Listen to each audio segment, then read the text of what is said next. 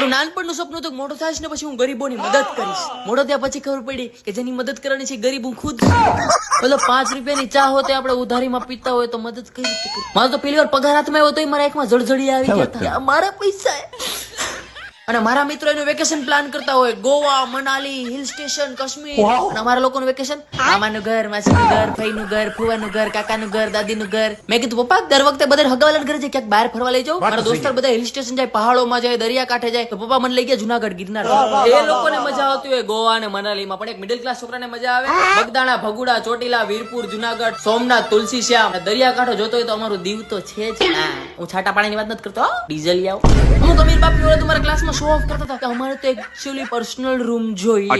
તારે મેં કીધું મને તો ઘરમાં રાખી જ મોટી વાત છે. કે એવું નહીં, આપણે બધા આપણની પ્રાઇવસી ડિઝર્વ કરીએ છીએ. મેં કીધું મને મારી ઓકાત ખબર છે, હું ડિઝર્વ કરું છું 3 ટાઈમ ખાવાનું. ઈ લોકો મને આપે છે, એનાથી વધારે એક્સપેક્ટ કરી છું તો ઘરની બહાર કાઢી મૂકશે ને. અમને રાખી જ મોટી વાત છે. ગર્લફ્રેન્ડ તો મારી કાયલ બની જાય, પણ હું ગર્લફ્રેન્ડ ને અફોર્ડ નથી કરી શકતો. હા મતલબ ઈ સ્ટારબક્સ માં જવા વાળી 5 રૂપિયાની ચા પીવા વાળી જામે ભેગું ન થાય. અમને બી ફેશનેબલ છોકરીઓ ગમે જ છે, પણ એકચ્યુઅલી માં શું થાય ને, કપડા જોઈને અને ભાષા સાંભળીને એકચ્યુઅલી અમને ખબર પડી જાય કે આપણી ઓકાતની બહાર છે.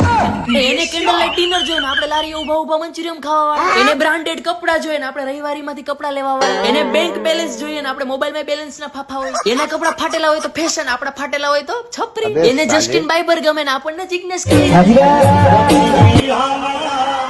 એને મૂવી નાઇટ માં જવું હોય ને આપણે પૈસાની ફાઇટ માં હોય. બધા મિડલ ક્લાસ છોકરાને ખબર છે જયારે આપણી ગર્લફ્રેન્ડ મૂવી જોવા જાય ત્યારે 200 + 400 મૂવીની ટિકિટ ના આપણા મગજમાં કેલ્ક્યુલેટર ચાલુ જોઈએ. પછી આપણે ઇન્ટરનલ પડે ને તો આપણે ફાટતી હોય તો આમે દોઢી ના થાય. તમારે કઈ લેવું છે પોપકોર્ન ઓલું તરત ઓર્ડર કરે, ચીઝ પોપકોર્ન, સેન્ડવિચ ને કોકો કોલા. એટલે આપણા મગજમાં કેલ્ક્યુલેટર આવી જાય 250, 300 ને 400. મતલબ આપણે ફાટતી હોય, ફટે તો ફટે પણ નવા બી નો ઘટે.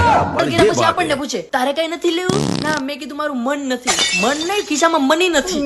મતલબ કે સાચું જ કીધું હે. નક્કી રાખજો માલ હે તો મોહબ્બત હે.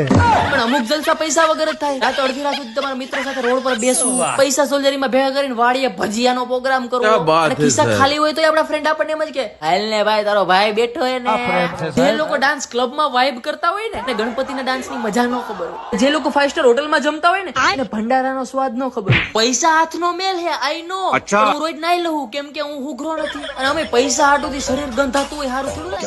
એ લોકો જીવતા હોય LIC ના ભરોસે, મેડિક્લેમ ના ભરોસે, ને આપણે જીવતા હોય રામ ભરોસે. મતલબ એ લોકો બહાર જાય તો ઘરમાં તાળું નથી મારતા, ઘરમાં શેર હોતા લઈ જાય. એક દિવસ ખાલી રસ્તા ઉપર પાટનો સિક્કો મળી ગયો તો મારી આંખમાં આહુડ આવી ગયા હતા. મારું હૈયું ભરાઈ ગયું હતું. કેટલા બધા પૈસા એક હારે મારા હાથમાં ક્યાંથી આવી ગયા.